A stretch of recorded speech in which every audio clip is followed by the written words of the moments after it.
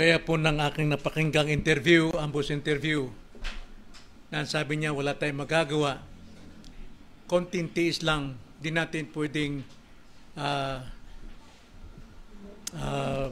baliwalain ng malakas na hangin, malakas na unos, at alam natin na napakarami pong mga taong nagbuwis ng buhay, marami pong libu-libong mga bahay nasira, nawasak, kabuhayan, wala pong magawa, pero wala pong naiabot na tulong para po bigyan man lamang ng konting aliw yung pong mga nagdurusa sa ating pong mga kababayan.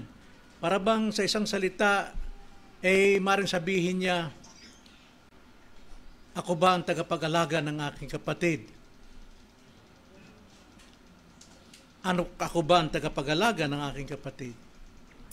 Masakit pong isipin yon, sapagkat yan din po ay nangyari sa banal na kasulatan.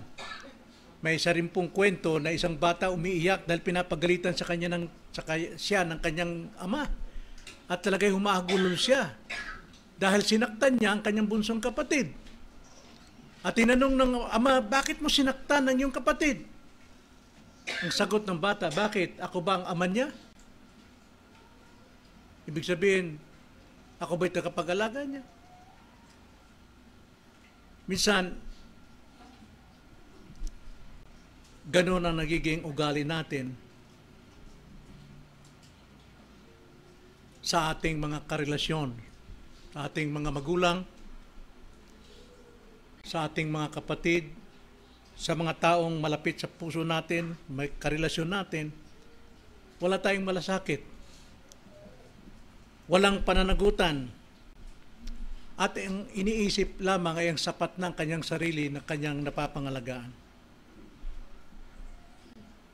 Hindi po bago yung pong sagot na ako ba ang tagapag-ingat ng aking kapatid. Ating balikan ang kasaysayan yon at basahin natin Genesis chapter 4, verse 9. Alam natin ang kasaysayang ito matapos bumagsak ang tao sa kasalanan. Nagbunga ang kasalanan ito ng masakit na karanasan sa buhay hanggang ngayon. Naranasan natin dahil sa pagsuway ng ating unang magulang, si Adan at si Eva.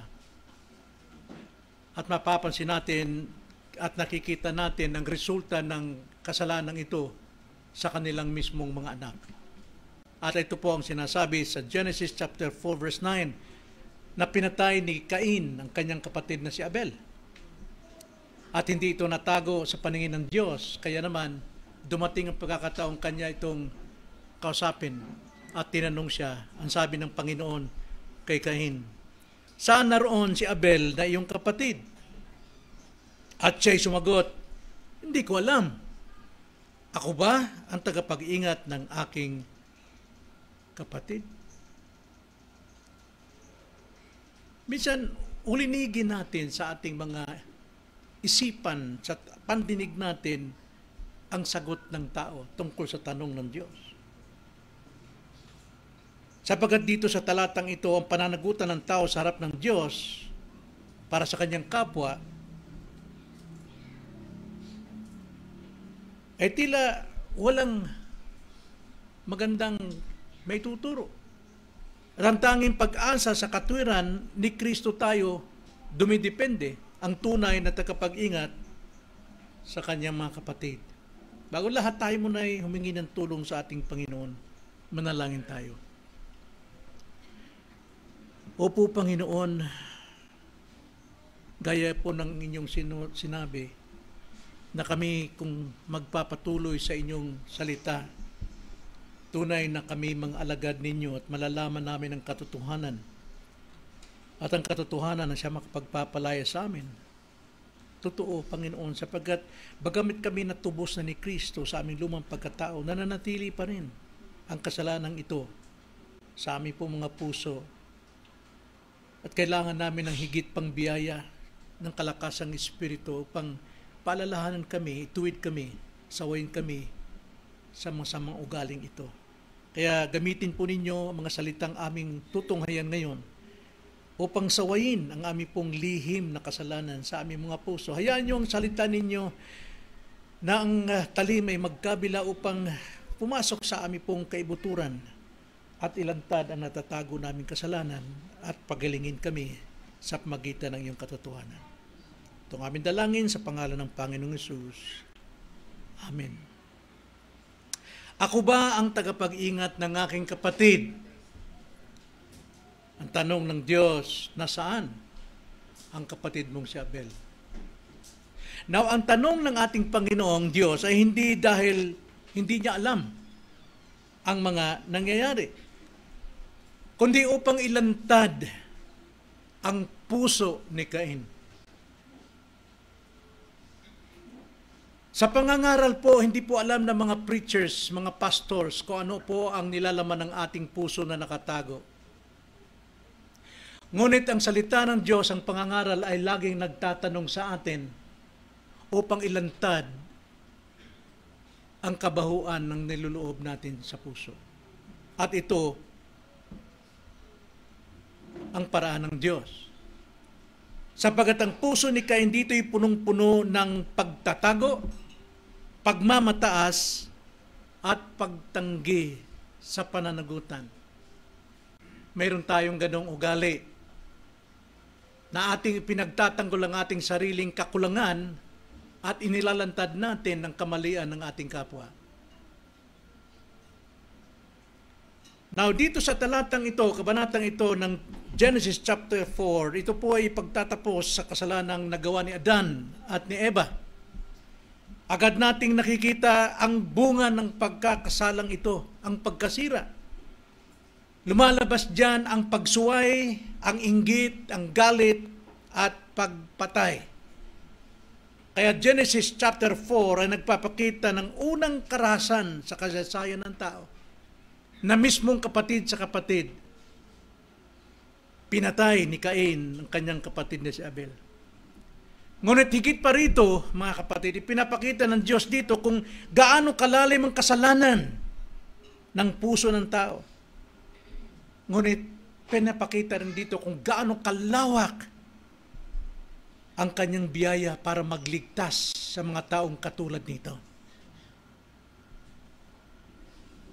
So sa ating pong binasang talata, tignan natin ang tanong ng Diyos at ang sagot ng tao at ang puso ng Diyos. Una, unawain natin at pakinggan ang tanong ng Diyos. Napakasimple po sa talatang ito. Madali natin makita at madali natin tanggapin ng Diyos mismo nagsasalita sa atin. Ang tanong ng Diyos ay ganito, saan naroon si Abel na iyong kapatid? Saan naroon si Abel na iyong kapatid? Ilapat natin sa ating sarili. Nasaan ang mga taong nangangailangan na iyong kapatid?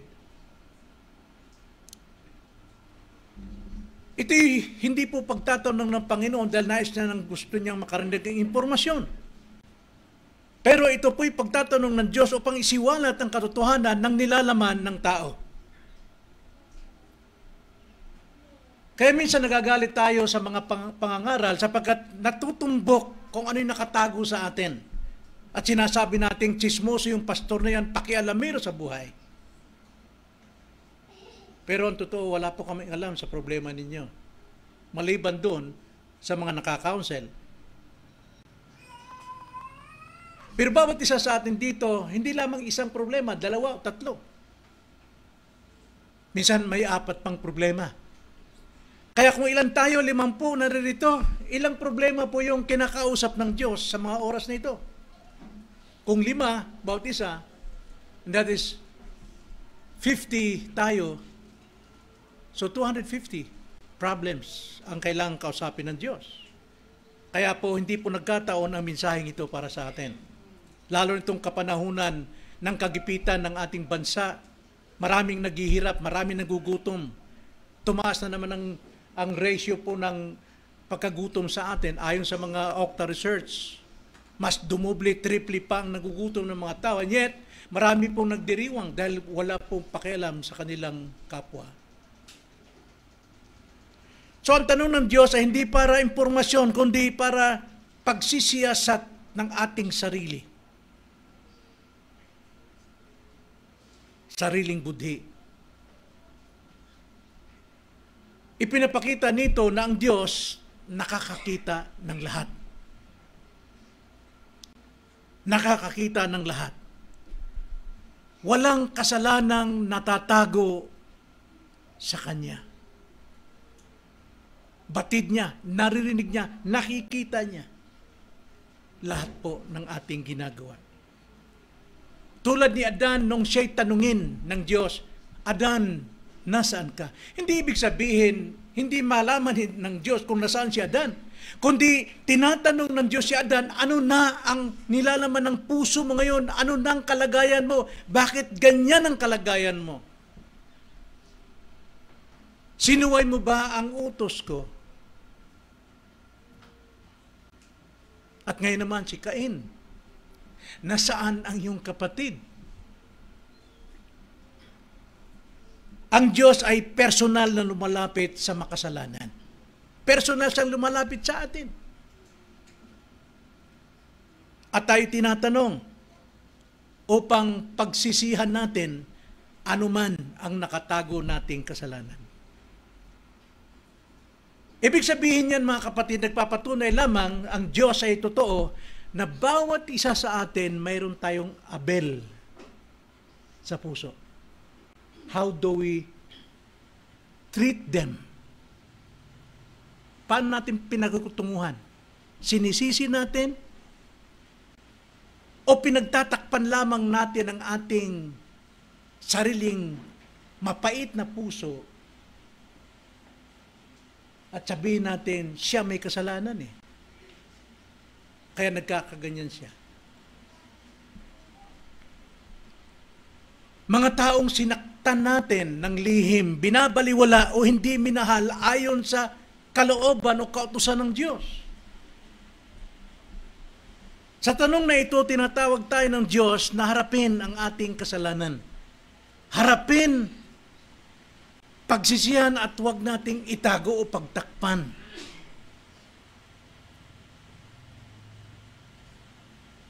Gaya nga sa Senado, nung magkaroon ng investigasyon si Cayetano, sabi niya, huwag tayo magturo ng ating kapwa sapagkat kapag ikay nagturo ng kapwa, 3 daliri ang nakabalik sa iyo at may pananagutan ka sa Panginoon na nakikita ng lahat.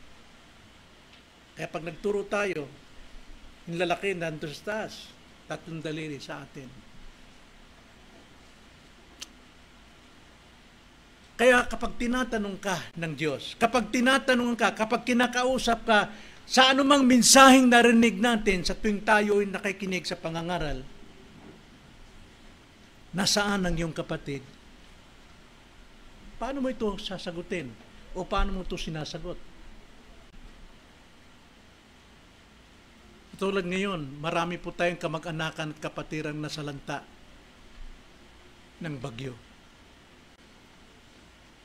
Lagi natin po na salamat na lamang, Panginoon, at hindi kami naapektuhan ng bagyo di tulad nila. Well, pagsubok sa kanila, pero pagsubok din sa atin, how we treat our neighbor. Pagsubok din sa atin. So, ang tunay na pananampalataya ay hindi lumalayo, kundi lumalapit sa Diyos. Hindi natin ginagamit ang probidensyang mapait sa buhay natin para tayo manlamig sa paglapit sa Diyos. Kundi lalo tayong magpakainit sapagkat siya lamang ang tanging solusyon ng lahat ng ating pangangailangan. Narinig niyo ba ang tanong ng Diyos ngayon sa inyong puso? Narinig niyo ba? So yun po yung una, unawain at pakinggan ang tanong ng Diyos. Ikalawa, unawain at pakinggan ang sagot ng tao o ang sagot ni Cain. Ang sabi po sa ating teksto, Cain, nasaan si Abel na iyong kapatid? At sinabi niya, aywan ko. Ako ba'y tagapagbantay ng aking kapatid? Hindi ko alam. Pakialam ko dyan. Nagdurusa siya ngayon, naghihirap siya, nasiraan ang bahay, nawasak ang kanilang hanap buhay, nagkasakit siya, buti nga sa kanila, tigas ang ulo eh.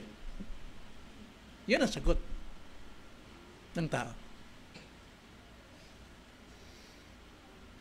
Ito'y isang tuwirang pagtanggi sa pananagutan sa harap ng Diyos. Para sinasabi, wala kang pakialam, Joel. May sarili silang buhay, ako rin may sariling buhay. So makikita natin dito na ang sagot ni Cain ay puno ng pagmamataas. Puno ng kasinungalingan. Kapapatay niya lamang. Nakapagbitiw siya ng mga salitang pumapatay ng kanyang espiritu. Pinabayaan niya ang kanyang kapatid. Alam, nakikita siya na tumalikod sa kanya. Pumapatay ng pag-asa. Ito ay isang uri ng pagwawalang bahala. At masakit, ito'y nagagawa pa rin nating mga Kristiyano. Si Cain.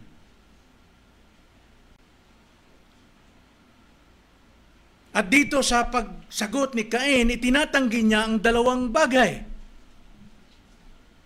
Ang unang bagay ang katotohanan ng kanyang kasalanan. Pinapalagay niyang wala siyang kasalanan. Hindi natin nabibigyan ng pagmamahal o kalinga yung taong nangangailangan, pero tayo, ang dami nating ginagawa sa likuran.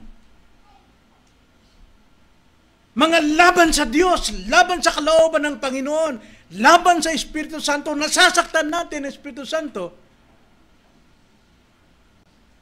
Higit sa lahat yung mga taong kailangan matulungan ay nasaktan natin. Sapagkat ito po ay pagtanggi sa katotohanan ng siya'y may kasalanan pa rin. Nasa kanyang remaining sin. At ikalawa, ang pagtanggi sa pananagutan sa kanyang kapatid. Now, kapatid is a generic name for all the relationship natin. Either your mama, your papa, your lolo, your lola. Pinababayaan mo. Ayaw mong humarap sa pananagutan. Dahil pinipreserve mo ang iyong sariling kalakasan para sa iyong sariling kapakanan. Tandaan natin, niligtas tayo hindi para manatili sa kaligtasan, kundi niligtas tayo para magligtas din ng iba. That is our God's great commission to us. Go and share them the gospel. Now, hindi lamang yung word gospel, but yung aktong buhay na natanggap natin sa Diyos. Ito ang larawan ng sinful heart, ng isang makasalanang puso, sakim, pagmamataas, mayabang, garbo, tumatangging umako ng pananagutan. At hindi lang tumatanggi sa pananagutan, kundi sinisisi pa ang iba para pagtakpan ng sarili. At sabihin niyang siya'y matuwid. Tama siya palagi sa kanyang pangatwiran. Kaya ilang tao na, magulang natin, kayong mga anak, paano yung sinasagot ang inyong mga nanay, ang inyong tatay? Tahimik lang sila. Dahil minamahal kayo. Sa sinapupunan pa lamang ng inyong ina, minahal na kayo ng inyong ama, minahal na kayo ng inyong mga magulang. Hanggang sa kayo'y itawid sa paghihirap sa karamdaman, ni hindi kayo mahipuan, madapuan man lamang ng langaw at lamok. Napupuyat ang inyong ama, napupuyat ang inyong ina sa pagmamahal sa inyo. Tapos pagdating sa panahon na kayo'y malalaki at mayroon na kayong sariling mga paa, ay nakapagsasalita na kayo, nagpapakita na kayo ng kawalang pananagutan, naninisi na kayo. Tahimik lang sila dahil minamahal kayo.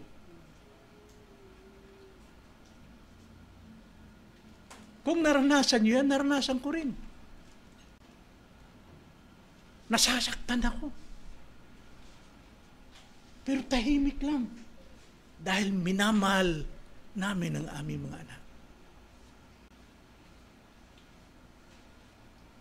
Pero minsan tayo, tulad kay Cain, ang inintindi lamang natin ay ang sarili nating mukha, ang sarili nating karangalan. Ayaw nating tayo pagsabihan. Ayaw nating tayo malamangan. Tulad kay Cain, hindi niya makita si Abel na si Abel ay masunurin sa Diyos. At nangingibabaw kay Cain ay anggit, selos. Itong larawan ng makasalanang puso. Ang tanong ni Abel ay Cain ay tanong din ng ating sarili. Na ito po ay nagpapakita lamang ng ating spiritual na pagkabulag. Masyado tayong natatabunan ng laman.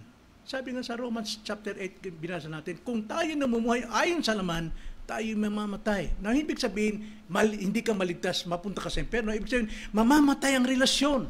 The fellowship of God. The fellowship of your loved ones. Namamatay. Baga tayo magkakasama sa isang bahay lamang, pero malayo ang puso sa puso. At ayaw natin mangyari yun. Maraming mag-asawa ang ganon. Masyadong malamig. Pinairal ang kanilang sariling pangangatwiran at kagalingan. Hindi pinairal yung pag-ibig ng Diyos sa Kanya. Sabi nga Romans 5:5, ibinuo sa atin ang pag-ibig sa pamagitan ng Espiritu upang ito ang ating pamuhay. Ang pag-ibig na ito, mga kapatid, ay pag-ibig una sa Diyos at pag-ibig natin sa ating kapwa. Parallel and perpendicular and parallel. Kaya ito'y nagpapakita ng spiritual na pagkabulag. Ako ba ang tagapag-ingat ng aking kapatid? Ano pa kailan ko dyan? Malalaki na yan eh. Tanda na yan. Sagutin yan. Personally, mga kapatid sa akin, taos puso ko nagpapasalamat sa iglesia, sa inyo, sa aking mga anak, na tinutustusan niyo ako sa aking gamot. Hindi lamang sa aking gamot, kundi maging sa aming pamamahay. Nakikita ko yun.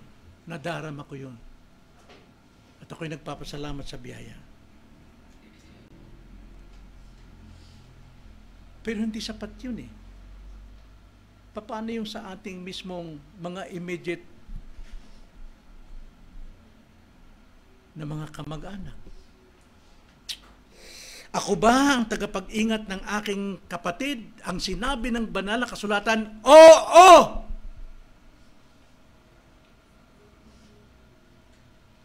May pananagutan ka at tayo sa isa't isa. Galatians chapter 6 verse 2. Ganito pong sinasabi, dalhin ninyo ang mga pasanin ng isa't isa at sa gayoy matutupad ninyo ang kautusan ni Kristo. Natutupad natin ang kautusan ni Kristo kapag tayo po'y pumapasan sa pasanin ng ating mga kapatid. Hindi ibig sabihin ikaw na solo, kundi makibahagi ka sa kanilang kabigatan. At ano bang kautusan ni Kristo, mga kapatid? Wala pong pagkakaiba sa kautusan sa lumang tipan. Kaya lamang sa lumang tipan, gawin mo ang kautusan ito upang managanak ka sa iyong pagsunod. Pero wala pong nakakasunod sa kautusan ng perpekto. Lahat po'y nagkakamali, kaya lahat nasa under ng curse, ng kasalanan. Pero pagdating kay Kristo, tayo po'y naligtas sa biyaya. Si Kristong tumupad ng lahat ng kautusan, passive and active. Kaya nga po tayo po'y may kalayaang lumapit kay Kristo upang ipamuhay ang kanyang kautusan. At anong kautusan ng Panginoon? Well, Mark chapter 12 verse 30 to 31. Ganito pong kautusan ng Panginoon. Kausap niya rito ay mga Old Testament people, mga religious people,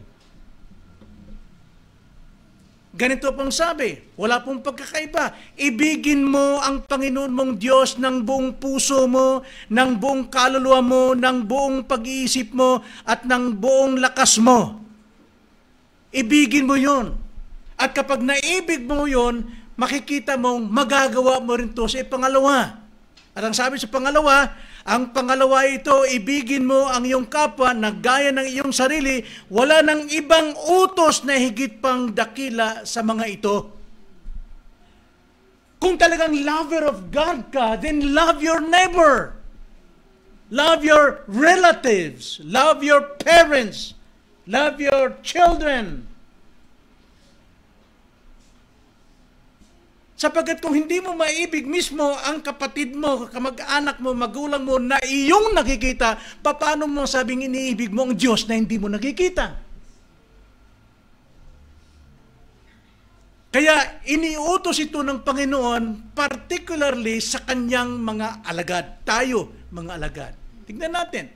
John 13:34 to 35. Ganito ang sabi. Isang bagong utos ang sa inyo binigay ko. Bakit bago? Sapagkat nasa biyaya na tayo. Si Kristo nang tumupad ng lahat ng batas na ito sa ating kaliligtas. Ngayon gagawin natin ang utos niya bilang pagmamahal natin sa Kanya. At sa ating pagmamahal sa Kanya, na ipapakita natin ang pagmamahal sa ating kapwa. Kaya ang sabi ng Panginoon, isang bagong utos ang sa iyo binibigay ko na kayo'y magmahalan sa isa't isa. Kung paanong minahal ko kayo, magmahalan din kayo sa isa't isa. Sapagkat nito o sa pamamagitan nito, sa pagmamahalan nyo sa isa't isa, ay makikilala ng lahat ng mga tao na kayo ay aking mga alagad. Kung kayo'y mag-ibigan sa isa't isa. So yun po yung kautusan ni Kristo. Namumuhay tayo sa pag-ibig ngayon. Tayo sumusunod sa mga utos ni Kristo, hindi para tayo ay maligtas muli. Kundi tayo sumusunod ng kautusan ni Kristo dahil tayo ligtas na. Kaya may pagmamahalan nating sundin, magpakabanal tayo. 10 Commandments, hindi yan binigay sa mga taong makasalanan. Context ng verse 1 hanggang 2, sila po'y pinalaya na ng Diyos mula sa paggalipin sa Ehipto. At sila'y malaya na, kailangan silang gabayan paanong mamuhay bilang malaya. 10 kautusan. Sa atin naman, tayo tinubos ni Kristo sa lahat ng kasalanan at ibinigay ng kanyang utos upang paano tayo gabayan sa pamumuhay sa kabanalan. Kaya tayo sumusunod sa kautusan ni Kristo.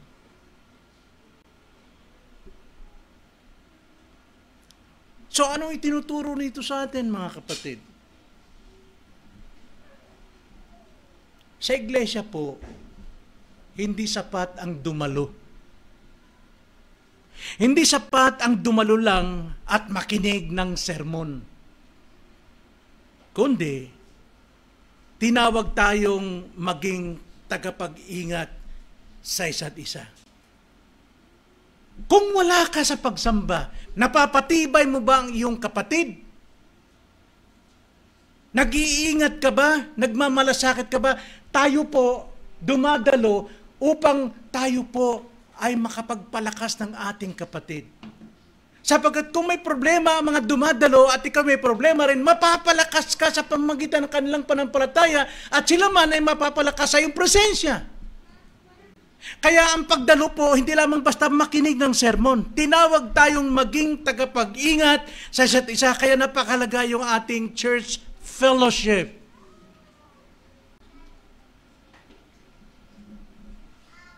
Tayo po'y mahalagang nagkakaisang manalangin. Nakakalungkot po tuwing prayer meeting, yung inaasahan mo, nandyan. Pero yung mas inaasahan mong hindi nakakarating, hindi dumarating. Nakakasira ng loob. Hindi nakapagpapatibay, hindi nakakapag-comfort. Makita mo lilima lang nandyan. E di lalo na sa araw ng pagsamba. Maraming dahilan. Nasaan ang kapatid mo? Ewan ko. Am I my brother's keeper? Hindi tayo nakapagbibigay comfort sa ating panalangin, sa pagtutuwid natin sa isa't isa, magpapalakasan at magmahal bawat isa. Kaya ano po ang sagot ng tao sa pamagitan ng Cain? Sana hindi ganito. Para tayong isang ama. Nasaan ang anak mong ito? Ewan ko. Malaki na yun eh. May sarili na siyang isip. Wala akong pakialam dyan. Para kang presidente. Pasensya na kayo. Magtiis na lang. Kaya wala na tayong mga foreigner na i-invest sa atin ng mga tulong eh.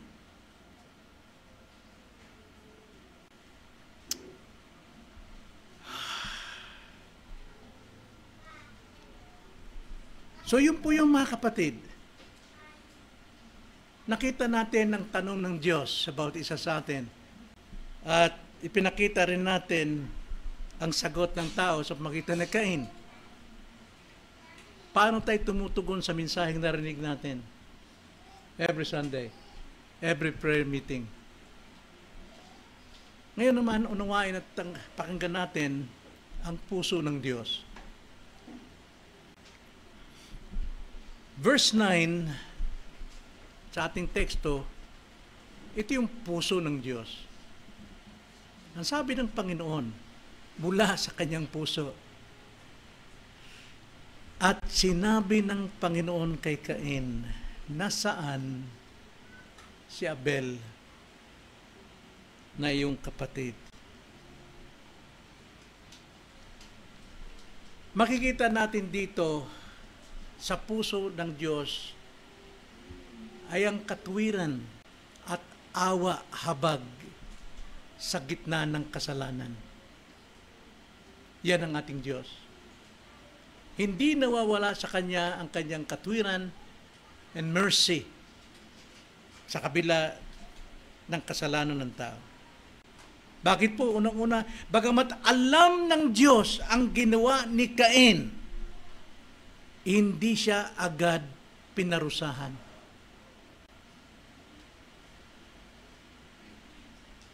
Alam ng Diyos kung anong ginawa ni Adan at ni Eva, pero hindi sila pinarusahan, kundi binigyan ng pagkakataon upang masiyasat ang kanilang sariling puso.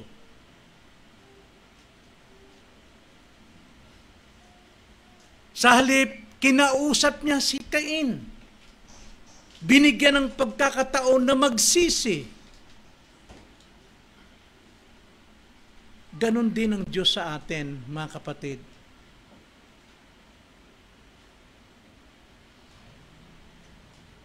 Huwag nating sabihin, mabait kasi ako kaya walang pagtutuwid ang Diyos sa akin. Now remember this, Hebrews 12. Ang hindi iniibig ng Diyos, hindi niya pinarusahan o dinidisiplina. Sapagkat dinidisiplina ng Panginoon ang kanyang anak. At ang disiplina ng Panginoon hindi po parusa, hindi kastigo, kundi pag-ibig. Subukan niyo anak ninyo, wala kayong pagmamahal. Hinlatay na bas, bakod bas, parel. Tumatawid sa bakod. Ay, tingin mo, galing ko. Anong sabi mo? Galing anak ko. Sige. Alam niyo, babagsak. Tapos sa ibaba, may mga pako, may mga bubog, may kawayan. Pero kung mahal mo anak mo, action pa lang paakyat, talagang sasawin mo na. Dahil mahal mo siya, ayaw mo siyang masaktan. Sasabihin ba ng anak, talagang salbahe kayo, tay? Wala akong karapatan? Hindi ganoon eh. Maaaring magagalit yung anak mo dahil pinipigilan mo siya sa maling desisyon, pero pinapakita mo ang pag-ibig sa kanya, sa kanyang desisyon. Ganon din ang Diyos eh. Pagmahal ka niya, asahan mo ang pagtutuwid niya.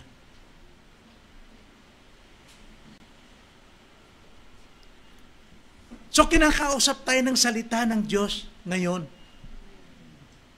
Anong ginagawa mo? Nagtutulog-tulugan ka? Ayaw mong marinig na kinakausap pa ng Diyos sa iyong puso?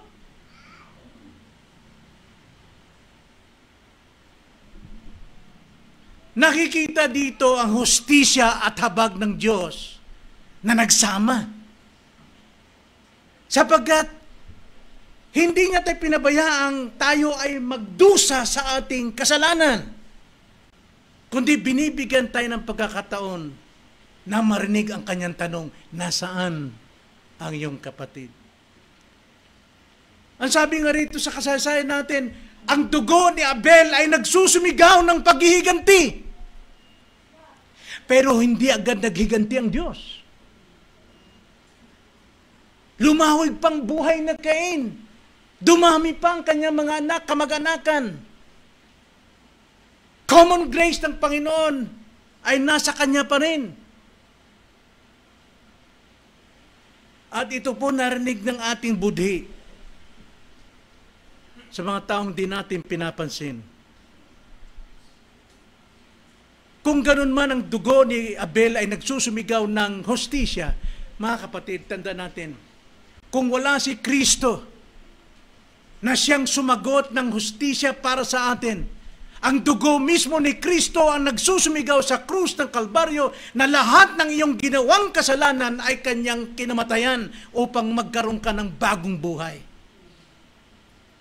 Kaya hindi dapat mangyari pa sa atin matulad kay Cain na walang pakialam sa ating kapwa. Dugong dumanak sa lupa ay tanda ng kaparusahan. Pero dugong dumanak sa krus ay kapatawaran at kaligtasan. Magpasalamat tayo. Kaya huwag tayong magagalit, huwag tayong matutulog kung kinakausap ka ng Diyos. Baguhin mo ang iyong ugali. Pagsisihan mo ang iyong kasalanan. Pananagutan mo ang pananagutan mo sa kapwa.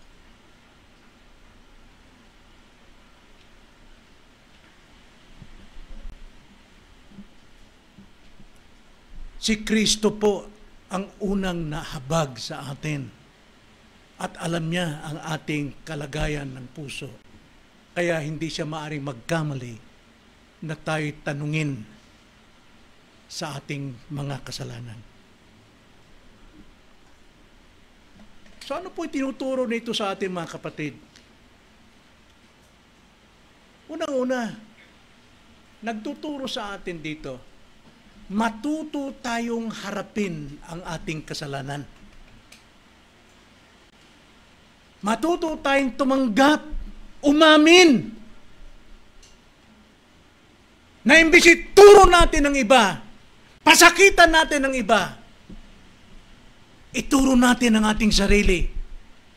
Saktan natin ang ating sarili. Pagsisihan natin. Huwag itago, huwag itanggi. Alam ito ng Diyos. Lumapit ka kay Kristo na siyang magbibigay ng kapatawaran sa iyo. Maring hindi mo man matanggap ang kapatawaran ng iyong kapatid, pero pinapatawad ka ng Diyos, alay mas mahalaga. Sapagkat ang pagpapatawad ng Panginoon sa atin ang siya makapagbabago ng ating pakikitungo sa kapwa.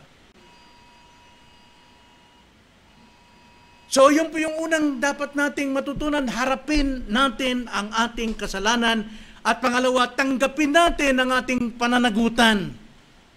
May pananagutan tayo sa ating mga magulang, may pananagutan tayo sa ating mga kapatid, may pananagutan tayo sa ating mga lolo, may pananagutan tayo sa ating mga kamag-anakan, may pananagutan tayo sa ating kapwa na nangangailangan.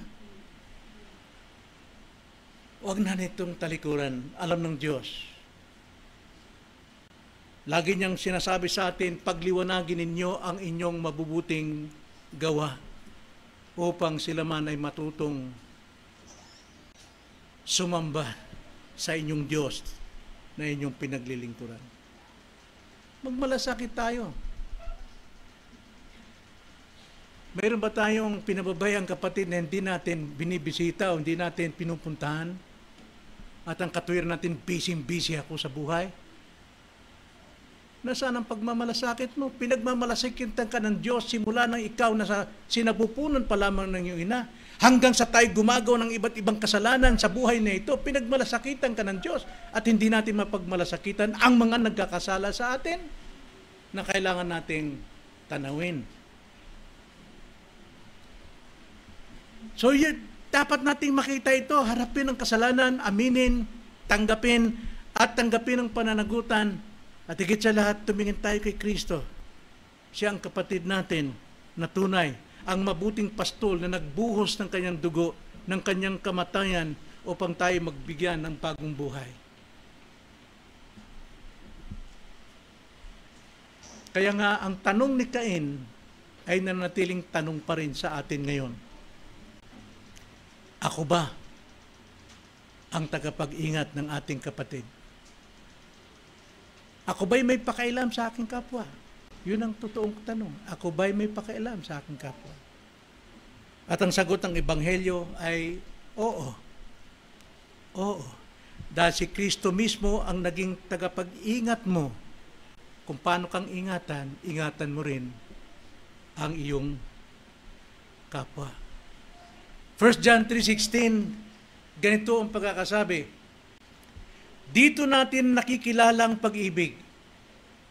Dahil ibinigay ni Kristo ang kanyang buhay para sa atin, kaya't nararapat din nating ibigay ang ating buhay para sa mga kapatid. Amen? Tayo manalangin. Panginoon, nagpapasalamat kami sa iyong salita sapagkat pinalalago niyo kami, Ama, sa pagbabago ng aming buhay. Huwag kaming manatiling sinungaling, nagmamataas sa aming mga sarili, kundi mamuhay kami sa pag-ibig. Ang pag-ibig na yan ay ang pag-ibig ni Kristo sa krus ng Kalbaryo para sa aking kasalanan. Kaya naman, iibigin ko rin ang Diyos ng buong puso at espiritu, kaluluwa, at iibigin ko rin ang aking kapwa. Maraming salamat po itong aming dalangin sa pangalan ng Panginoong Hesus. Amen.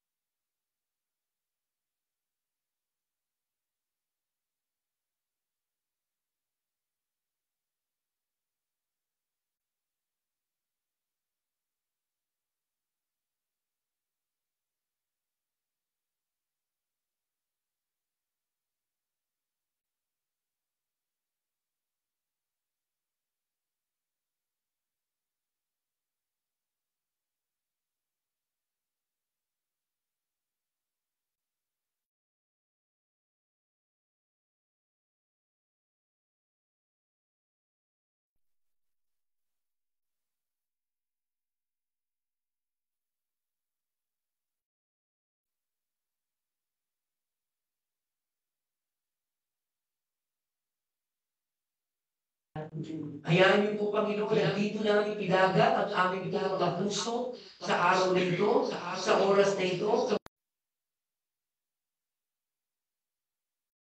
sa labas ay hindi maging nadlang at maging gambala sa aming isipan upang sa gayon ang inyong mga salita ay malaya na dumating sa aming mga pakinig, sa aming puso at sa gayon, Panginoon, pakilagang namin ng Diyos ang aming pagsutumala sa inyo.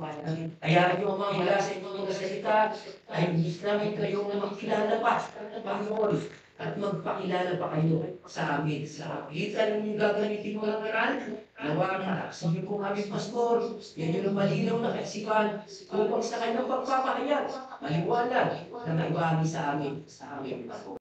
Ito pong aming dalangin sa pangalan ng Panginoong Hesus. Amen. Makakaupo na po tayo lahat.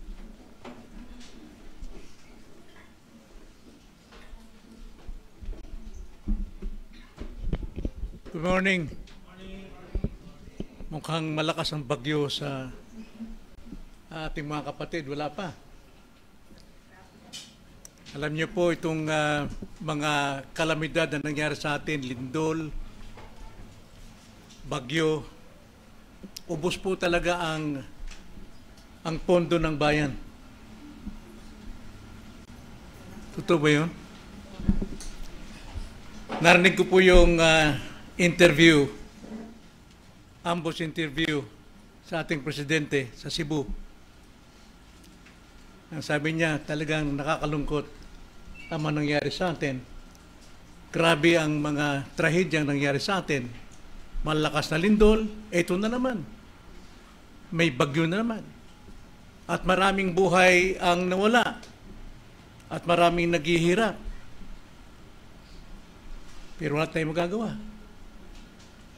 Magtiis na lang tayo. Bagyo yan eh, unos yan eh. Malakas ang tubig, baha, malakas ang hangin. So ganyan talaga ang buhay. Wala tayong magagawa. Ang tanong natin, hanggang doon na lang ba sa salita? Makikiramay ka.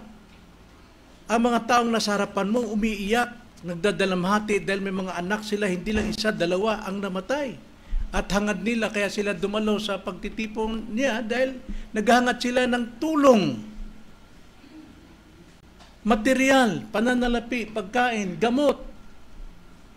Pwede bang sabihin, pasensya na kayo, magtiis na lang tayo. Ganon talaga ang buhay.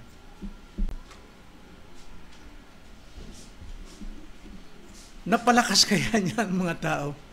Samantalang yung pong mga nagnakaw ng trilyon, bilyon-bilyong pondo, ngayon ay nagtatago, hindi makaharap sapagkat tinahabol na sila ng paghahatol. Mayaman sila. At gaya ng aming devotion sa mga kalalakihan, yun ang napag-aralan. Na si Haring David sa kanyang katandaan, binalikan niyang tanaw ang kalagayan ng buhay na ang mga mayayaman ay hindi dapat kainggitan ng mga matutuwid sapagkat ang mayayaman sa kasamaan ay may hantungang kaparusahan at kapahamakan. At bilang Kristiyano, mga kapatid, hindi dapat ito makaapekto sa atin.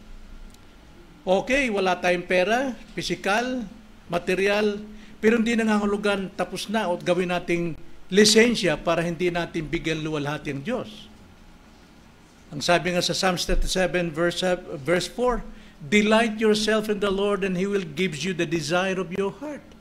Ang kagalakan natin, kasiyahan natin, kakontentuhan natin ay dapat nating ilagak sa Panginoon. Ipagkatiwala natin sa Kanya, i-commit natin sa Kanya. At lahat ng dalangin ng hangarin ng ating puso, siya ang magbibigay sa atin. At nais kong itong ating talakayin ngayon na ang Kristiyano hindi po mahirap, hindi tayo dapat mainggit sa mga mayayaman na talagang nababantog sa kayamanan, trillions ang kanilang pera, pero patungo sa kapamakan. Ating pong balikan ang ating pag-aaral. Nakita natin nakaraan ng bawat Kristiyano ay may tinataglay na kayamanan at paano ito ipamuhay. Una, nakita natin ang kayamanan ng Kristiyano ay yung pagkakapili ng Diyos sa kanila. Ang pagkakapili ng Diyos sa mga Kristiyano ay nagmumula pa sa walang hanggang pasimula. Napakayaman po niyan. Ikalawa, ang pagkakatubos ni Kristo sa kanila. Buhay mismo ng Diyos na nagkatawang tao ang nag-alay ng kanyang buhay, kamatayan, upang tayo po ay bigyan ng katwiran at mabuhay ng totoong buhay. At ikatlo, ngayong umaga tatalakay natin ang pagkatatak o ang pagkakatatak ng banal na espiritu sa bawat Kristiyano. Kaya basahin natin mga kapatid, Ephesians chapter 1, verse 13 to 14. Verse 13 to 14, ganito po mga kapatid, mayroon tayong tatak ng kayamanan, ang tatak ng ating katubusan. Ganito po ang sabi sa verse 13, sa Kanya'y kayo rin naman na nakarinig ng salita ng katotohanan, ang ebanghelyo ng inyong kaligtasan, at kayo na sumampalataya sa Kanya ay tinatakan ng pinangakong Espiritu Santo. Siya ang katibayan ng ating mana hanggang sa ikatutubos ng pag-aari sa ikapupuri ng Kanyang kaluwalhatian. Ito ang kayamanan ng Kristiyano, ang tatak ng Espiritu, ang tatak ng tunay na katubusan. Tayo po'y manalangin. Panginoon, salamat po ng aming puso ay binago ninyo. Hindi na po puso na puno ng inggit at selos at galit, kundi isang pusong pinuno ninyo ng pag-ibig. Kaya naman, Panginoon, sa aming pagtupad ng inyong kautusan, hindi para kami magkamit ng ano pamang kaligtasan, kundi upang maipamuhay namin ang pag-ibig na iyong inilagay sa puso namin. Kaya ngayong umaga, pagyamanin niyo sa aming pong puso't isipan ang kayamanang natanggap namin mula sa pagkakapili ng Ama sa amin, sa pagkakatubos ng Diyos Anak sa amin, at ngayon sa pagkatatatak ng Banal na Espiritu sa amin. Tulungan niyo kami na kami po'y magkaroon ng delight, kasiyahan, kakontentuhan sa buhay nito, bagamat kulang kami sa mga material na bagay sa mundo, ngunit alam namin lahat ng ito'y pansamantala lamang. Ngunit ang kayamanan namin ay mananatili hanggang sa walang hanggan. Kaya Panginoon, ang lahat ng ito'y samot dalangin namin at pasasalamat sa katotohanan. Itong aming dalangin sa pangalan ng Panginoong Hesus. Amen. Alam niyo, tulad na isang hari, kapag ka lahat ng kanyang ari-arian ay kanyang namarkahan, natatakan sa pamamagitan ng selyo ng kanyang singsing. Ang ibig sabihin nito, lahat yan ay akin. At walang sino mang makakareklamo sa mga bagay o ari-arian ng Diyos na kanyang natatakan ng kanyang selyo. Ganyan ang ginagawa ng Diyos sa kanyang mga tao. Sa pamamagitan ng Banal na Espiritu, kanyang tinatatakan ang bawat isa bilang patunay na sila'y tunay na kanyang pag-aari, na sila'y tunay na ligtas at may katiyakang tatanggap ng kaligtasan pang walang hanggan. Yan ang pong ginagawa ng ating Diyos. Kaya sa umagang ito, sa ating teksto na binasa, tignan natin ang 5 aspeto na natanggap nating kayamanan mula sa tatak ng Banal na Espiritu. Dapat nating maunawaan ito kung gaano kahalaga ang tatak ng Banal na Espiritu. Una, gawain ng Espiritu na tayo'y makarinig ng tinig ng Ebanghelyo. Yun po yung unang-una. isang kayamanan na tinataglay ng isang pinili na tayo po'y makarinig ng tinig ng Ebanghelyo. Hindi po lahat nakakarinig sa tinig ng Ebanghelyo. Maaring narinig sa physical ear, pero hindi narinig sa kanyang spiritual ear. Kaya nga, isang gawain ng Espiritu na tayo makarinig ng tinig ng Ebanghelyo. At ano yun? Ang salita ng katotohanan. Yun ang Ebanghelyo. Basahin natin ang ating text, verse 13 sa unang parirala. Ganito po ang sabi, sa Kanya'y kayo rin naman na nakarinig ng salita ng katotohanan ang Ebanghelyo ng inyong kaligtasan. Kayo rin naman, mga pinili, mga Kristiyano. Kayo rin naman na nakarinig ng salita ng katotohanan. So, ibig sabihin, ang kaligtasan ay nagsisimula sa pakikinig ng Ebanghelyo. Ang kaligtasan ay nagmumula sa pakikinig ng Ebanghelyo na walang iba ang mabuting balita tungkol kay Kristo. At kaninong gawa, hindi sa ating natural, kinagis ng makinig tulad sa classroom na nakikinig tayo at naunawaan natin.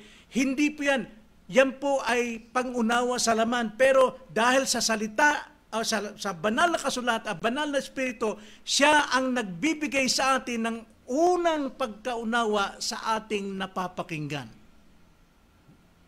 Sapagkat tayo po ay mga spiritual deaf and spiritual blind. Tayo po ay mga spiritual na bingi sa spiritual na bagay at bulag sa spiritual na buhay. Ngunit dahil sa gawa po ng banal na Espiritu, tayo po'y nakarinig ng tinig ng Ebanghelyo. Kailan nangyari yun? Ang sabi ni Jesus Christ kay Nicodemo na isang religious priest, pinakamataas na katungkulan, posisyon sa relihiyon, na lumapit kay Jesus at sinasabi niya na nakita namin, nalalaman na ikaw ay sugo ng Diyos sapagkat walang makakagawa ng mga himala na ginagawa mo. Anong sagot ng Panginoon sa kanya? John 3:3 and verse 5. Ang sabi ng Panginoon, sinasabi kong katotohanan sa iyo, malibang ang isang tao maipanganak na muli, hindi niya makikita ang karya ng Diyos. Ibig sabihin, hindi mo maunawaan ang pagkakaiba ng spiritual world and physical world. Kaya ikaw, Nicodemo, hindi ka pa isinisilang na muli dahil ang nakikita mo panlabas lamang pero hindi mo pa nakikita ang katotohanan. Hindi pa nakikita ang spiritual world. Ibig sabihin, hindi pa kumikilo sa iyong banal na espiritu. Sa verse 5, katotohanan ang sinasabi ko sa inyo, malibang ang itong tao ay panak sa tubig o salita at ng Espiritu, hindi siya makakapasok sa karya ng Diyos. Hanggat, Nicodemo, hindi mong naunawaan ang Ebanghelyo at kumilos ang Espiritu Santo sa iyo, hindi mo makikita ang karya ng Diyos, hindi mo makikita ang pagkakaiba. Lahat ang tingin mo, relihiyon lang. Lahat ang tingin mo, kayo ang tama. Ang nakikita mo sa akin, himala lamang, pero hindi mo nakikita anong kahulugan ng himala. Kaya, ang gawain ng Espiritu na tayo'y makadinig ng tinig ng Ebanghelyo, tanging gawa ng Espiritu sa buhay ng bawat tao. So, hindi ito damdamin. Hindi po damdamin na tayo po ay nasa karyaan ng Diyos, nakikita natin, oo nga. No po, katotohanan itong gawa ng banal na Espiritu. At dito po sa banal na Espiritu, makikita natin, mararamdaman natin, mapanghawakan natin yung ating narinig ngayon every Kwaresma and every December na pinanganak si Kristo at Kwaresma siya namatay. Kapag ka binuksan ng Diyos, ng Espiritu Santo, ang tenga mo sa pandinig sa espiritual, nakakapasok sa karian, nakakaunawa ka sa karian ng Diyos. Malalaman mo na ang mensahe ng krus at pagkabuhay na muli ni Kristo ang siyang tanging makapagliligtas sa iyo. Doon mo lamang mauunawaan. Nang Ibanghelyong ito ang siyang nagdadala ng kaligtasan sa sino mang sumasampalataya. So kung hindi ka pa nabuksan ng banal na Espiritu at hindi pa nabuksan ng paningin mo, pandinig mo, mga kapatid, yung Ibanghelyong narinig mo sa labas o saan man, ay wala pong kaligtasan sa iyo yun. Kaya nga ang kayamanan natin, unang gawain ng Espiritu ay makarnig tayo ng tinig ng Ebanghelyo. Hindi ito basta damdamin, ay gusto ko yun. Katulad kahapon, kumain kami ni Mama, isang araw, kumain kami ni Mama sa Chowking. At mayroong kilala si Mama doon na matandang babae, naglilinis, masipag talaga. Binigyan ni Mama ng tip kasi siya naglinis sa amin, nag-serve sa amin, siya pa nagtimpla ng halo-halo. Imbis mayroon talagang tunay ng waiter doon. So binigyan ni Mama ng tip. Binigyan ng 50. Tapos ito na, nagsalita na siya. Si Mama nadulas yung dila kasi religious, very religious yung kanyang sinasabi. Pastor po yung asawa ko. Ay, naku po, Pastor. Ay, ano ba ano nyo? Kami ay Reformed Baptist. Ay, naku, gustong-gusto ko yung Baptist. Ito na marami. Dahil sa kanila daw, mayroon silang kasamang babae ron na binababaan daw ng Espiritu Santo at nagsasalita si Maria siya. Talagang mahina rin boses, malambing. Pagka si Jesus Christ, malakas daw ang boses. Pag si Jesus Christ ang ano. So, very religious. Ipinanganak siyang ganun. Nagsusota siya. Ano yung tawag nun? Sotana? Kasi siya, missionary daw siya ng Catholic. Pero hanggat hindi siya binuksan ng Espiritu Santo sa spiritual na katotohanan, ganun siya, bulag. Bingi siya. Akala niya nasa tama. The same way dito sa paring ito. Nicodemus, pinuno ng relihiyon. Pero bulag siya. Kaya sabi ni Jesus, truly, truly, I say unto you, Nicodemus, unless a man be born of the Spirit, he cannot see the kingdom of God. Kayamanan ito, mga kapatid. Napakaraming mayaman sa atin galing sa pagnanakaw, pandaraya. Akala nila sila'y maswerte. Swerte talaga sila sa tawag. Sapagkat sa biblical, wala pong swerte. Lahat po ay nasa providensya ng Diyos. Hindi po swerte, nagkataon, tinakda talaga sa bawat isa. So ito pong pakikinig natin ng Ebanghelyo, hindi po damdamin ito. Kundi isang katotohanan ng ipinapahayag ng Ebanghelyo. Nasabi nga ni Spurgeon, isang theology, faith does not grow in a vacuum, but it is born in the heart when the gospel is heard. Ang pananampalataya daw ay hindi ito tumubo sa kawalan o sa hangin, kundi ito'y pinapanganak sa puso kapag ka nakapakinig ng Ebanghelyo. At malalaman mo kung ang taong yun nakaunawa ng Ebanghelyo dahil magiging bago na yung pananaw niya. He or she can see spiritual things. He or she can understand spiritual truths. Maunawaan niya, kaiba, kauhawan niya ito. Hanggat maaari, ayaw niyang umabsent sa pangangaral ng salita ng Diyos.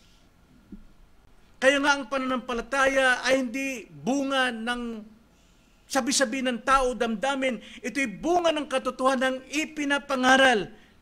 Hindi gawa ng tao, hindi pagsisikap ng tao, kundi tugon sa biyayang ibinubunyag ng Diyos sa iyo. Kapag ikay nakinig sa Ebanghelyo. So gawain ng Espiritu na tayo makapakinig ng tinig ng Ebanghelyo. Ikalawa, gawain ng Espiritu na tayo'y makarinig ng tinig ng Ebanghelyo, ngayon naman ay makatugon sa pananampalataya. Hindi pa rin gawa ng tao yun, kundi gawa ng Espiritu na tayo makatugon sa pananampalataya. Again, sa ating text, sa second phrase, at kayo na sumampalataya sa Kanya. Ang pagtugon sa Ebanghelyo ay ang pagsampalataya sa Kanya. Marami pong umaangkin na sila'y mananampalataya, na sila'y sumasampalataya. Maring ikaw, yung pa rin ang paniniwala mo na ikaw may pananampalataya. Kaya kahit baliktarin ng mundo, basta ikaw sumasampalataya kay Jesus, pero pagdating sa mga kalamidad, nasaan ka? Pagdating sa mga pangangailangan, nasaan ka? Kaya dapat nating unawain kung anong pananampalataya. Ang pananampalataya po, tunay na pananampalataya ay pagkakatiwala ng buong sarili kay Kristo. Sa mga tweet, ang pananampalataya mayroon tatlong bahagi. Tatlong bahagi po yun. Makikita natin ang pananampalataya dumarating sa pagkikinig at pakikinig ng salita ng Diyos, Romans 10:17. Pero makikita natin, hindi automatically na dumarating ang pananampalataya sa pagkikinig lamang. Dapat nating unawain ano ba yung tatlong aspetong ginagamit po ng teolohikang Kristiyano. Ginagamit ito ng mga pastor, mga theologians upang ipaliwanag sa atin sa terminong Latin, no? Terminong Latin kung ano talaga, kung ano ang bahagi ng totoong pananampalataya na magdadala sa iyo sa kaligtasan. May tatlo po ito sa Latin. Kung tawagin noticia, ikalawa assensus, at ikatlo ay fiducia. Now, paliwanag natin sa Tagalog po 'yon. Pag sinabing noticia, ito yung simula po sa ating pagkikinig. Ikaw ay magkakaroon ng kaalaman, knowledge sa iyong pinapakinggan. So ito po yung intellectual. Intellectual ito, mga kapatid. Ito yung kognitibong kaalaman. Pag sinabing cognition or cognitive sa English po, ibig sabihin na sa isipan mo, iniisip mo, inuunawa mo. Kaya kung tawagin yan ay notisya. Kaalaman or knowledge, notisya. Ito yung kognitibong kaalaman ng mga katotohanan ng Ebanghelyo. Naiisip mo, katotohanan. Sino si Jesucristo? Sino siya sa kanyang pagkadiyos? Sino si Kristo sa kanyang pagkatao? Ano ang kanyang naging gawain sa pagkatubusan, kamatayan sa krus? Yun po yun. Kaalaman. Dapat mayroon kang kaalaman. Hindi ka maniniwala sa isang taong hindi mo siya kilala. You have to know somebody. You have to know Jesus Christ bago ka makakaroon ng tamang notisya, kaalaman. Then next, hindi lamang notisya, kundi assensus sa Latin. Ang ibig sabihin ng assensus, pagsang-ayon o pagiging kumbinsido. Once narinig mo, nagkaroon ka ng notisya, imposibleng hindi ka mag-assensus o makumbinsi sa iyong narinig. Mayroon kang conviction, naniniwala ka. Ito isang intelektual na pagtanggap at paniniwala na ang mga katotohanang iyong nalalaman, notisya, ay totoo at mapagkatiwalaan. Kaya kung tawagin yan, assensus. Pero hindi po sapat yung notisya at assensus kung wala po yung ikatlo. Ikatlo po ay fiducia. Fiducia, ang ibig sabihin, ito yung trust, pagtitiwala, pagsalig, paglagak ng sarili sa notisyang napakinggan mo at sa assensus na kumbinsido ka. Ito yung personal commitment mo.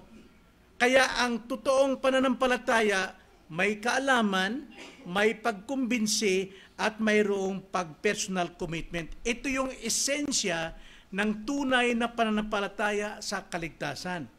Now, paano mo sabing may pananampalataya ka kung hindi ka naman nakikinig ng pangangaral ng salita ng Diyos? Lagi kang wala sa pangangaral. Paano ka magkakaroon ng notisya?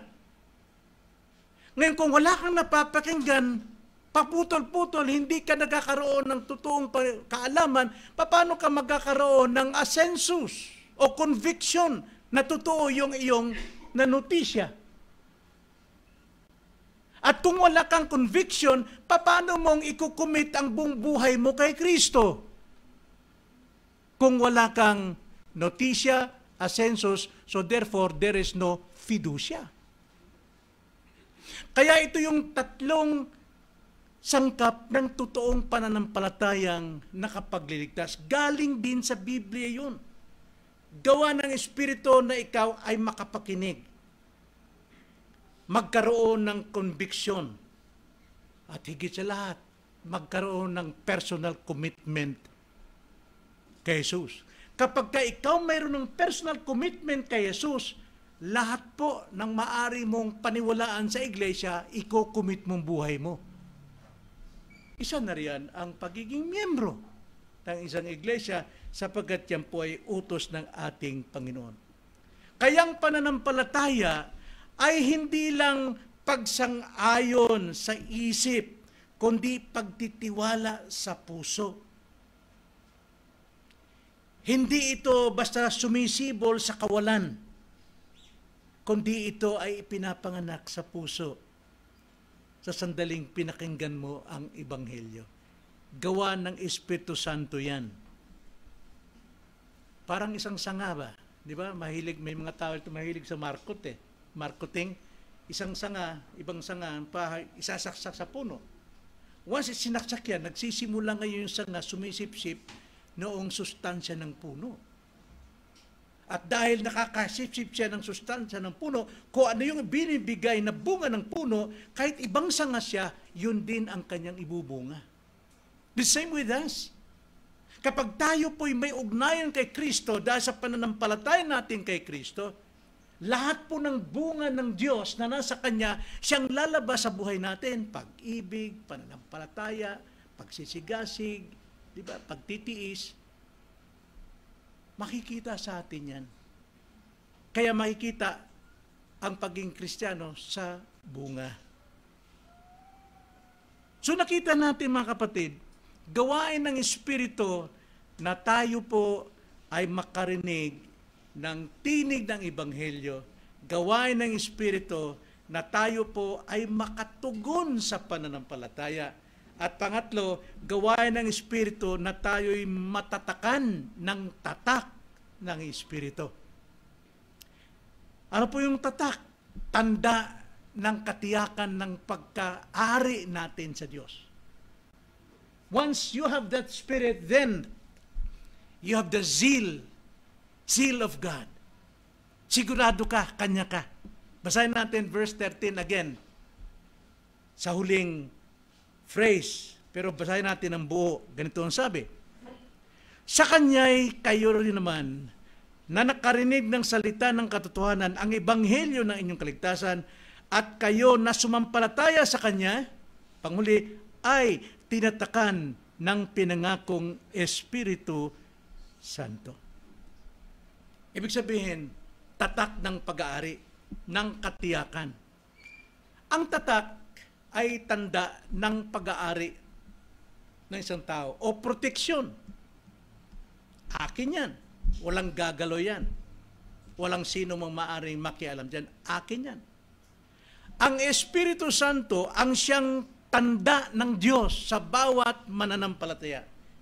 Kilala niya ang bawat tao niya kung paanong nabibigyan ng pangalan ng Diyos lahat ng bituin sa langit na myriads, trillions of stars, pero pinapangalan ni Jesus, lalo nang kilala niya ang may tanda ng kanyang Espiritu sa bawat isang mananampalataya. Kaya hindi maaring hindi ka nakikita ng Diyos o hindi ka kilala ng Diyos. Patunay lamang na lahat ng yan ay pag-aari ng Diyos. So ang Espiritu Santo, ang pangako ay tumutukoy sa katuparan ng lahat ng ipinangako ng Diyos from eternity past. Di ba sa ating order of salvation, tayo po ay hinirang ng Diyos pinili before the foundation. Meaning to say, we are predestined to. Tayo nakatakda sa lahat ng maaari mangyari sa atin hanggang glorification. Itinakda kang tawagin, itinakda kang ipanganak na muli, itinakda kang ma-convert, itinakda kang ma-justify, itinakda kang maging anak, itinakda kang maging sanctified, itinakda kang mag-persevere unto the end. Then you are eternally foreordained to glorification. So ito po yung lahat ng ipinangako ng Diyos. Taglay natin ang banal na Espiritu. Marami ngayon, even Christians, sabi nung babaeng kausap namin, siya na daw pinasukan ng Espiritu Santo. Para bang ang Espiritu ay parang influence lang, parang influensya lang para sa mga Kristiyano. No! Ang Espiritu Santo ay Diyos. Hindi siya basta influence or power. Siya ay Diyos. May persona. Umiibig. Nasasaktan. Umiiyak. Tumatawa sapagkat persona po, Diyos ay persona. At yan po ang nasa atin, tinanggap natin yan. Kaya nga kung nasa atin ng Espiritu Santo, lahat ng ipinangako ng Diyos ay nasa katuparan, nasa atin. So kung tayo po'y mahirap, hindi tayo tulad ni Martin Romualdez na bilyon bilang eroplano o helicopter ang hawak nila. Nainggit tayo, mga kapatid, dapat siyang mainggit sa atin sapagkat pagkatapos niyang mamatay, saan siya pupunta? Kaya kayong mga magulang, huwag niyo masyado ipagmalaki kung gaano kataas ang naabot ng inyong mga anak. Ako'y successful na ma. Kapag naigkapan kong aking anak sa mataas na edukasyon, oo, pero ang anak mo patungong impyerno. Dapat mo bang ipagmalaki yan? Pero kahit walang pinag-aralan ng anak mo, pero naakay mo sila sa katotohanan, sa buhay ng Diyos, at sila'y tinatakan ng banal na Espiritu, sabihin mo, salamat sa Panginoon, nagawa kong lahat ng ito sa biyaya niya.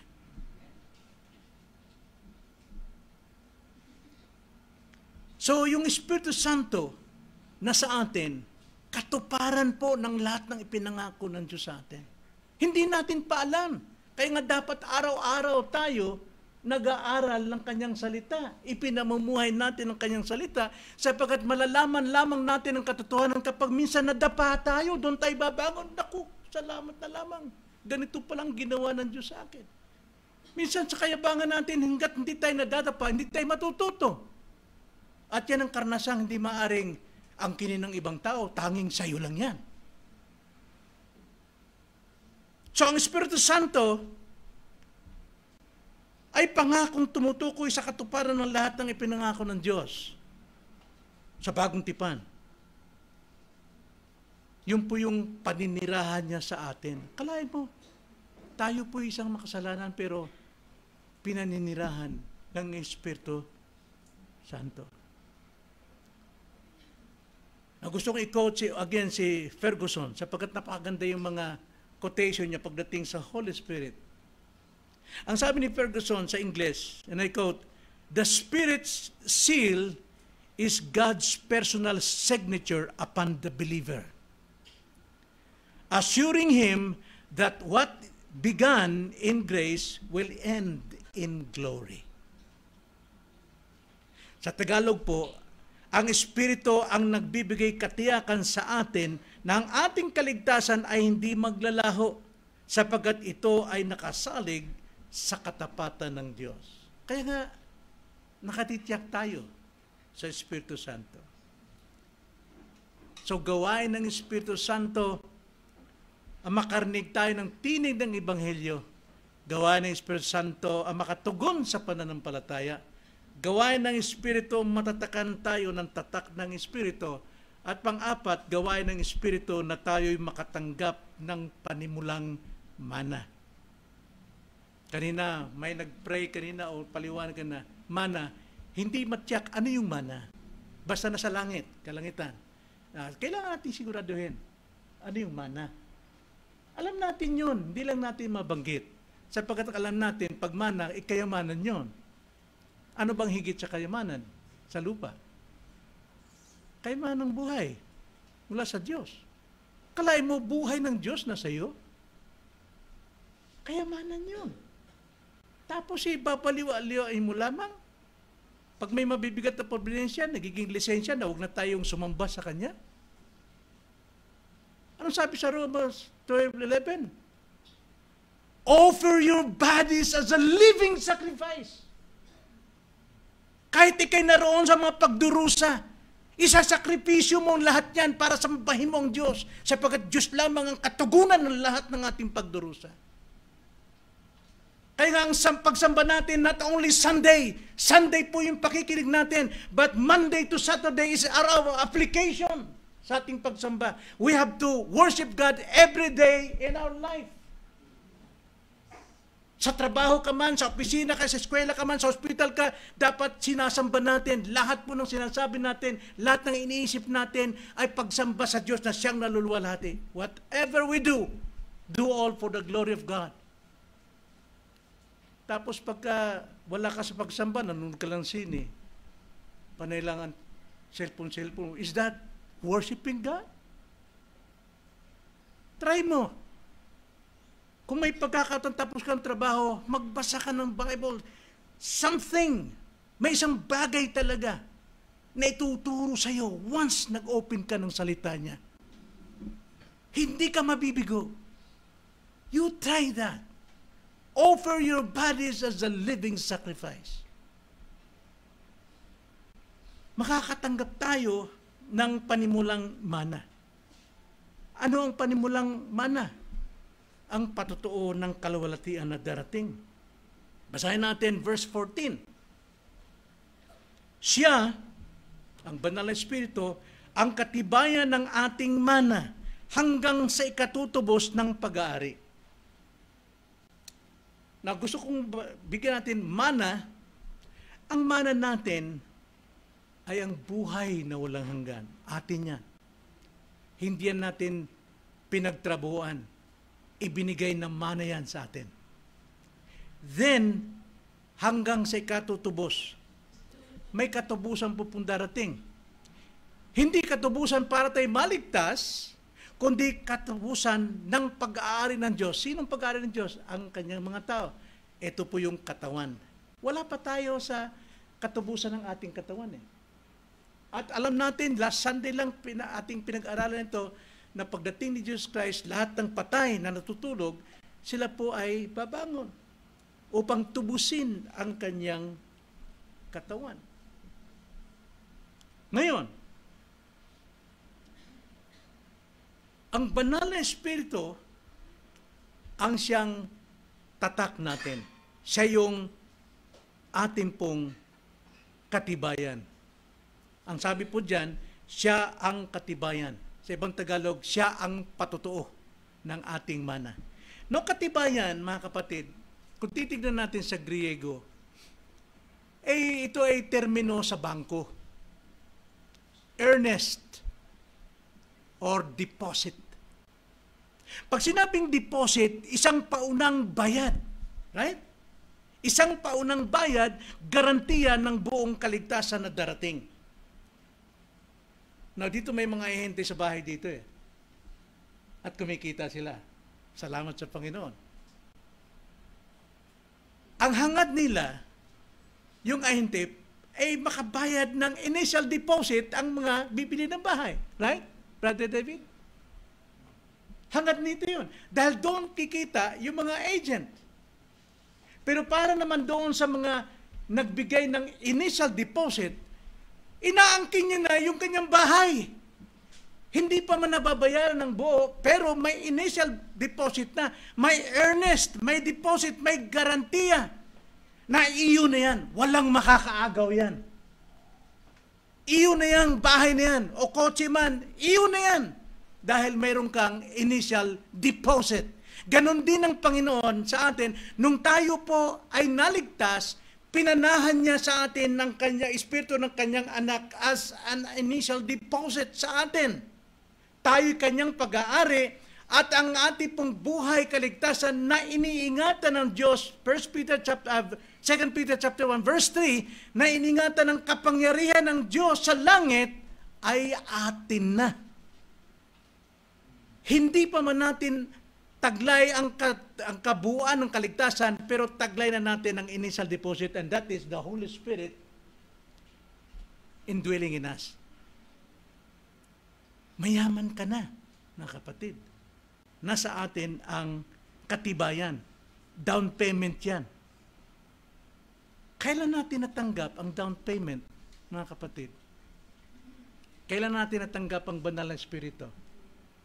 Well, Ezekiel chapter 36, verse 26 to 27, yun yung pagpapaliwanag ng John 3:3 and John 3:5.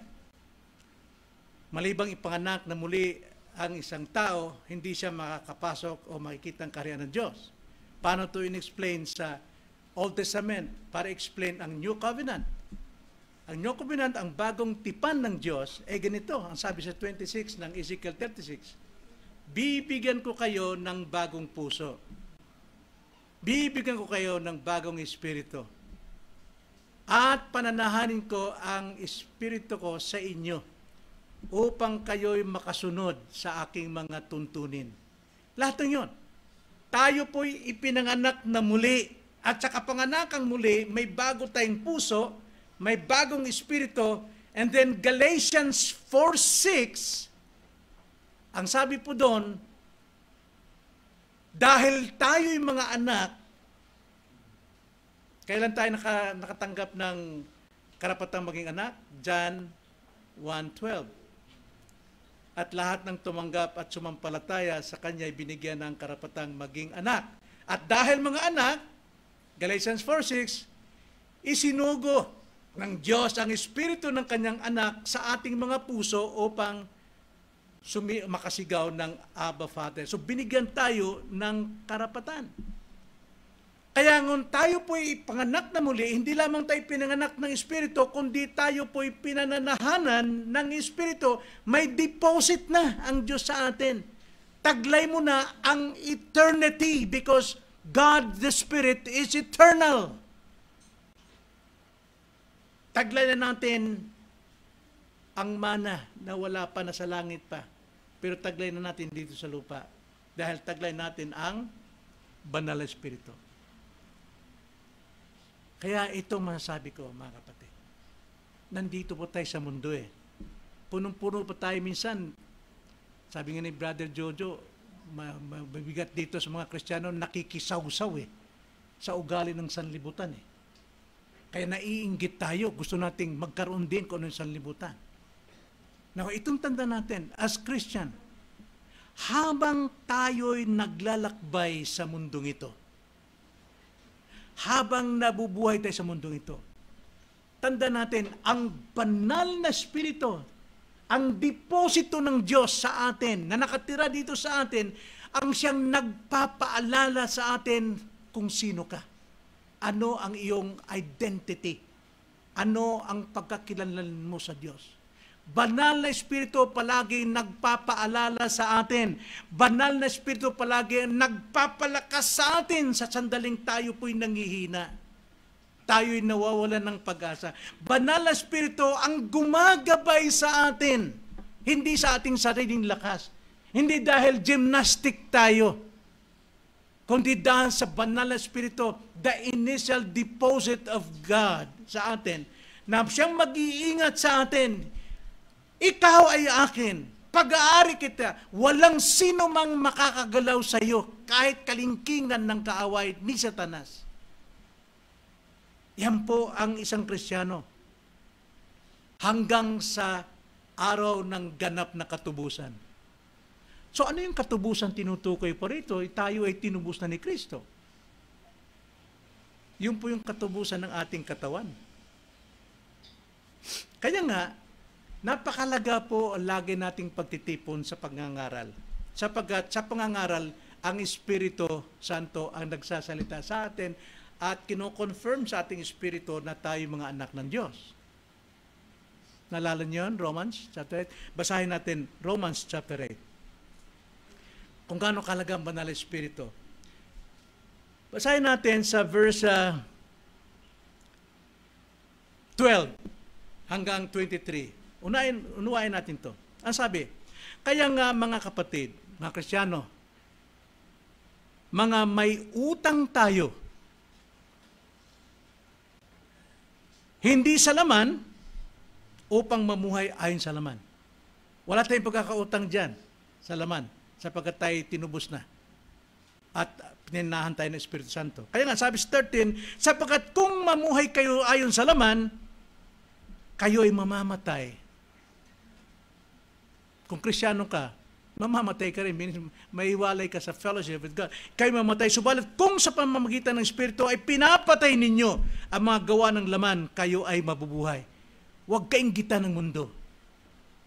Then 14, sapagkat ang lahat ng pinapatnubayan ng Espiritu ng Diyos ay sila ang mga anak ng Diyos.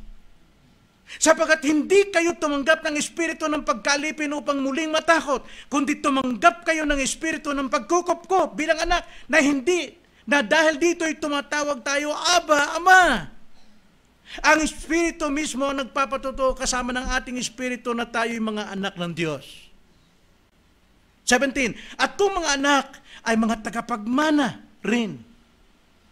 Mga tagapagmana ng Diyos at mga kasamang tagapagmana ni Kristo, kasama si Kristo. Sapagkat si Kristo ay nagmana rin.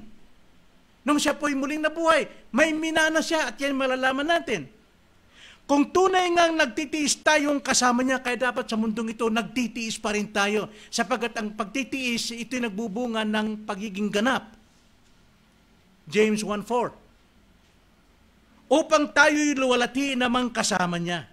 Itinuturing ko na ang pagtitiis sa panahong kasalukuyan ay hindi karapat-dapat na may hambing sa kaluwalhatiang mahayag sa atin. Glorious hope na marireveal sa atin. Ano po yun?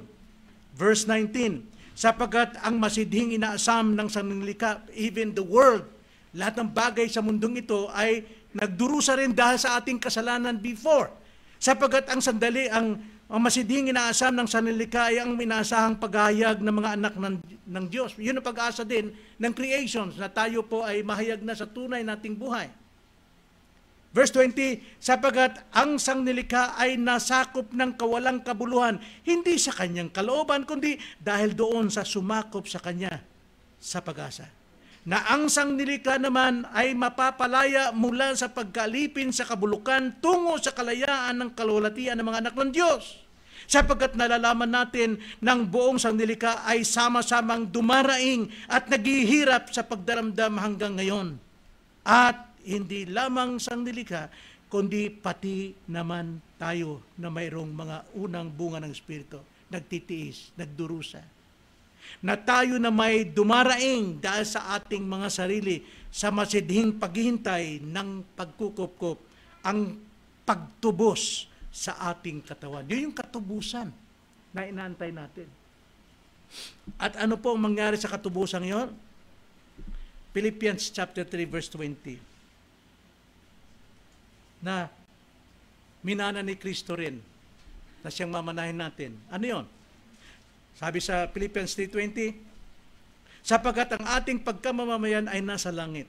Mula roon ay nihintay naman natin ang tagapagligtas, ang Panginoong Jesucristo, na siyang magbabago ng ating hamak na katawan upang maging katulad ng katawan ng kanyang kaluwalhatian. Yun yung minana ni Christ. Dito sa lupa, nung siya po'y namatay at muling nabuhay, tinanggap niya ang maluwalhating katawan. Ayon sa kapangyarihan na kumikilos sa kanya upang maipalalim sa kanyang sarili ang lahat ng mga bagay. We are tagapagmana, kasamang tagapagmana ni Kristo. Kaya napakayaman, wala pong sino mang tao sa mundong ito ang mayroong ganon, mga kapatid. Huwag nating isipin ng banal Espiritu pwede mong utos-utusan lang. Galang ang gabi ng Espiritu, Panginoon. No. Siya Diyos, nananahan sa iyo. Siya yung buhay na walang hanggan mo dito sa lupa. At pagdating sa katubusan ng ating sarili, pag-aari ng Diyos, glorified body tulad ni Kristo, kasama tayong tagapagmana. Kaya nga, gawain ng Espiritu na tayo makarinig ng tinig ng Ebanghelyo. Gawain ng Banal Espiritu na tayo makatugon sa pananampalataya. Gawain ng Espiritu na tayo matatakan ng tatak ng Espiritu at gawain ng Espiritu na tayo makatanggap ng paunang mana. And lastly, gawain ng Espiritu na tayo makatanggap sa layunin ng lahat. Lahat ng bagay na ito, from eternity past, ang Diyos ang humirang sa atin at nagtakda sa atin. Lahat po ay ayon sa kanyang pagtatakda. Ano yung tinakda ng Panginoon? Sa verse 14 sa huling talata, sa ikapupuri ng kanyang kaluwalhatian. Basahin natin again verse 14. Siya ang katibayan ng ating mana hanggang sa ikatutubos ng pag-aari sa ikapupuri ng kanyang kaluwalhatian. Hindi ito para sa ating kaluwalhatian. Kapupuri na tayo magaling, mahusay. Huwag natin isipin yun. Lahat ay ginagawa natin para sa kanyang kaluluwalhatian. Lahat ng gawa ng Diyos sa atin, kanyang pagpili sa atin, kanyang pagtatakda sa atin, kanyang pagtubo sa atin, kanyang pagtabon ng ating mga kasalanan, kanyang pagtatak sa atin ng espiritu ay para sa kanyang kaluwalhatian. Para sa kanyang kaluwalhatian. So ang katiyakan ng kaligtasan ay hindi dahilan para pagwawalang bahala. Total miyembro na ako ng church. Baka disiplina ako ni Pastor Boy, bahala siya. Hindi yun ang dapat nating maging dahilan. Ang dapat nating panghawakan, ikaw ay anak ng Diyos, ikaw ay tinatakan ng Diyos, ikaw ay pag-aari ng Diyos, ikaw ay ginagabayan ng Diyos, ikaw ay nilalayo sa lahat ng kasalanan. Kahit ikaw ay nahulog, ikaw ay binabangon, hindi dahil sa ikaw ay malakas at bumangon, kundi dahil sa biyahe ng Diyos, ikaw ay nakabangon mula sa iyong kasalanan. Kaya ang katiyakan ng kaligtasan ay hindi dahilan para pagwalang bahala, kundi ito yung dapat magtulak sa ating magpasalamat sa Diyos at sumamba sa Kanya. Ano mang kalagayan ng buhay natin. Ang bawat buhay na tinataka ng Espiritu ay dapat mamuhay sa paraang nagpapakita ng luwalhati ng Diyos sa buhay natin, upang marami pa rin na magpuri sa Kanya. Ito yung sinabi ni Jesus Christ. Let your light shine before men, that they may see your good works, and shall worship your Father in heaven. Yun ang layunin ng buhay natin. So ano po ang maaari nating matandaan dito, mga kapatid? Tanda natin ang limang aspeto na tinanggap natin mula sa kayamanang gawa ng Espiritu. Ang makarinig ng tinig ng Ebanghelyo, ang makatugon sa pananampalataya, ang matatakan ng tatak ng Espiritu, ang makatanggap ng paunang mana, at ang makatanggap sa layunin ng lahat. Lahat yan ay biyaya at kayamanan ng Diyos na sa atin. So bilang mananampalataya, tanda natin ang Espiritong nasa iyo ay tanda ng pag-aari ng Diyos. Do not grieve the Holy Spirit. Yung pagwawalang bahala natin sa Diyos at sa mga bagay ng Diyos, sinasaktan mong banal na Espiritu, hindi maganda yan sa iyo. Do not grieve the Holy Spirit. Kundi, obey. Mamuhay sa kabanalan. Ibig sabihin, magbago ka ng buhay. Sapagkat magagawa mo talaga magbago, ugali, taras, lahat ng iniisip. That is sanctification. Sapagkat Diyos ang nagbabago sa atin. At binibigyan niya tayo ng kakayanan that we can persevere unto the end. Makapagtitiis tayo hanggang wakas.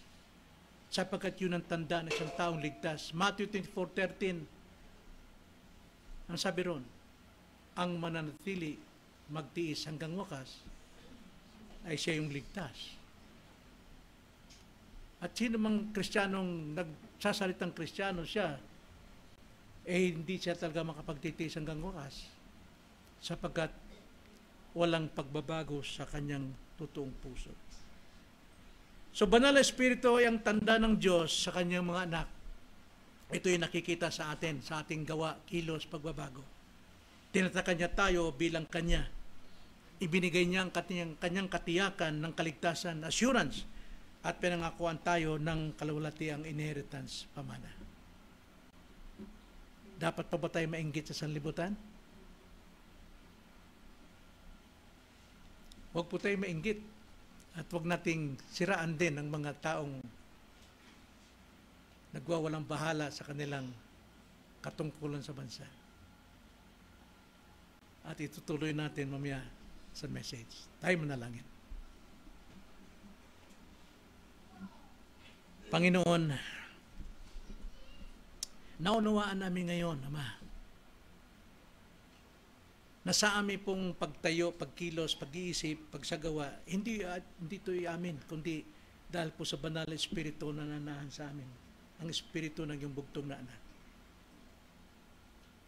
Kaya naman, gamitin namin ito sa pagpapasalamat sa inyo, pagpapahalaga sa mga bagay tungkol sa inyo, sa mga bagay na para sa inyo, at sambahin kayo, Panginoon, anuman ang maging kalagayan namin, maging tapat kami, saan man kami naroon, sapagkat ang banal na Espiritu ang nagpapatotoo sa aming mga espiritu na kami ay inyong mga anak. Kaya salamat po, Ama, sapagkat ang preservation ninyo ay hindi mawawala sa amin upang kami makapag-persevere to the end. Maraming salamat po, Diyos, itong aming dalangin sa pangalan ng Panginoong Hesus. Amen.